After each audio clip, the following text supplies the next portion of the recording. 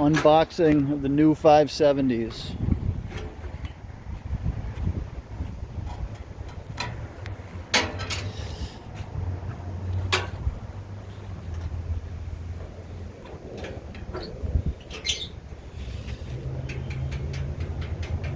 Stop by the dealership to grab some bushings.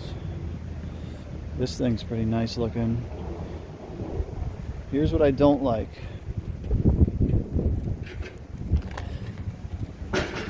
That's your exhaust outlet for the belt. Not a fan. I don't understand why they can't put them all up here. And the intake's in the same spot. I don't know if you can see that, but it's down in here. They should all be this high. And they can do like the Highlifter does and just stick them lower under the light right here. I don't understand why they don't just do that on all of them.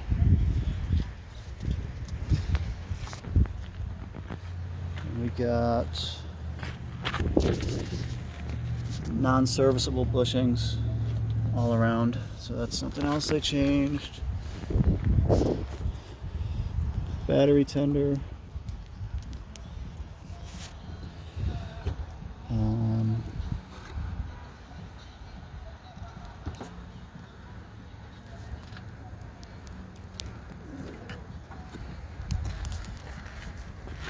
The battery is gone from under here. They all come with these front racks, and most of them come with a back rack by the looks of it.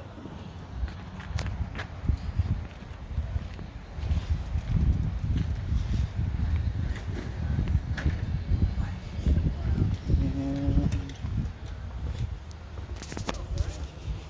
here's a base model.